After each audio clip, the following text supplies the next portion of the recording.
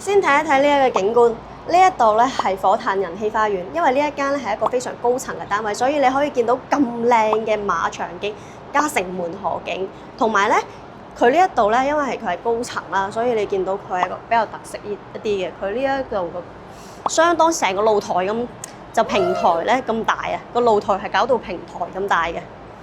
呢一度嘅露台咧成個平台咁大啊，跟住呢一度有落地嘅大玻璃。咁燙開晒，先同大家簡介一下呢一個銀禧花園。咁佢就喺火炭站嘅。火炭站其實出嚟之後行2-3分鐘就已經到㗎啦。不過呢個屋苑好大，因為佢有9座，咁都要視乎翻你喺邊一座嘅。另外咧，佢仲自帶咗一個商場，商場裡面已經有基礎嘅配套，甚至係有埋街市添㗎。咁呢一邊嘅街市咧，亦都有晒基礎要買嘅生果啊、蔬菜啊、魚啊。同埋雜貨鋪，同埋呢一度仲有個收快遞嘅地方，呢樣好緊要啊！而家大家都中意網購，因為香港都包郵啦。有賣魚嘅，有賣肉嘅，有賣菜嘅，鋪頭唔多，但係都齊全，亦都有熟食同埋有收快遞嘅，賣生果嘅。咁我哋經翻呢個電梯大堂，翻嚟睇翻間屋裡面。之後咧，成個豪宅咁款啊！咁我哋入去睇下間屋啦。間屋咧，佢就做咗係1房嘅設計。而家你見到呢個位咧，就屬於客飯廳，裡面咧就係睡房。咁而喺大門口喺呢一邊，大門口呢一邊咧，佢係做咗有開放式廚房啦，同埋呢一邊就係大門正門入口啦。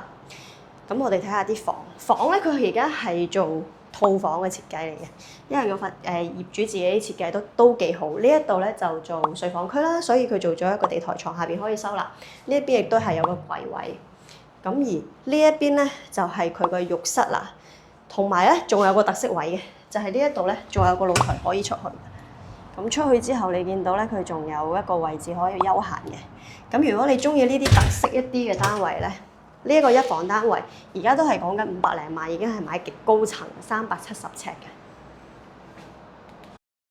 38樓呢一個位係冇電梯度嘅，係要行樓梯嘅，行到37樓行一層。而家帶你睇呢一間咧，係一間510尺嘅銀禧花園一個2房單位，亦都有比較新淨嘅裝修。咁我哋一齊嚟參觀下呢個單位啦。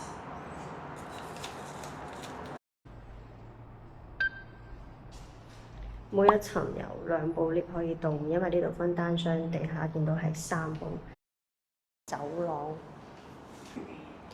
呢一度咧就係廚房啦。